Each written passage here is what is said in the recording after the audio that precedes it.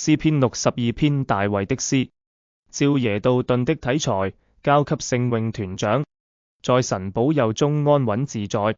我的心默默無聲，專等候神，我的救恩從他而來。唯獨他是我的磐石，我的拯救，他是我的庇護所，我必不大大動搖。你們大家攻擊一人，使他被殺，如歪斜的牆，將倒的壁，要到幾時呢？他們彼此商議，要把他從高位上拉下來。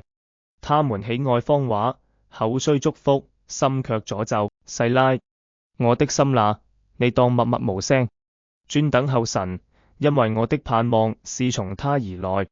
唯獨他是我的磐石，我的拯救，他是我的庇護所，我必不動搖。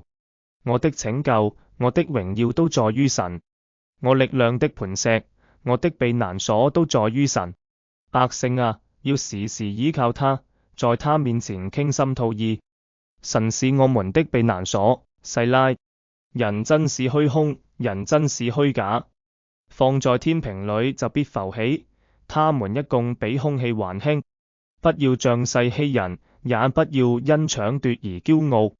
若財寶加增，不要放在心上。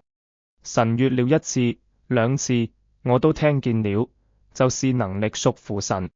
主啊，慈愛也是祝福你，因為你照着各人所做的報應他。詩篇第62篇靈修指南，主題：在神裏的安靜與信靠。經文重點：一，在神裏尋找安息。大衛宣告他的靈魂在神裏面獲得安息，因為神是他的拯救和堡壘。這提醒我們，當生活中的風暴來襲時，唯有在神裏才能找到真正的安息與平靜。我們的心靈需要時常回到神的懷抱中，尋求的安慰與力量。二，對敵人的警惕。大衛提到他周圍的人企圖推翻他，這讓我們看到在生活中可能會有敵意與挑戰。我們需要時刻警惕，但同時也要記住，神是我們的保護者，會為我們抵擋敵人。三，神的應許與信靠。大衛重申對神的信靠，他的希望與力量都在神之中。這讓我們明白，無論外在環境如何變化，我們的信心應該專注於神，因為的應許永不改變。四，對人的依賴。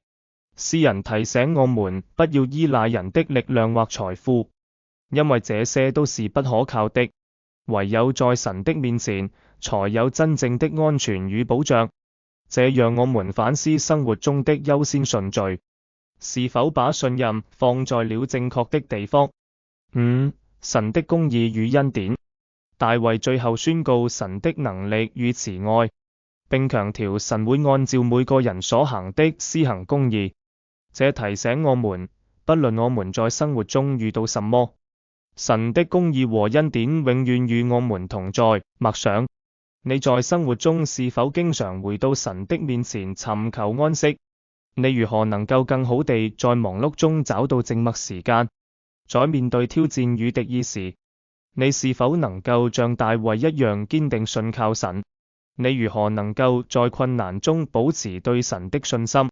你在生活中是否有依賴人的時刻？你如何能夠學會更深地信賴神而非人？禱告：天父，感謝你是我靈魂的安息之處，在這個變幻莫測的世界中，求你幫助我常常依靠你的力量，而不是依賴人的智慧或財富。願我在每一次的挑戰中都能經歷你的公義與恩典，並將榮耀歸給你。奉耶穌的名禱告，阿門。行動：一、靜默禱告，每天找一段時間安靜地禱告，將自己的需要和擔憂交給神，並尋求的安息。二、依靠神，在遇到困難時，主動回想神的應許，並用的話來鼓勵自己，增強信心。三、分享經歷，與他人分享你在信仰中尋求神安息的經歷，鼓勵他們在生活的挑戰中依靠神。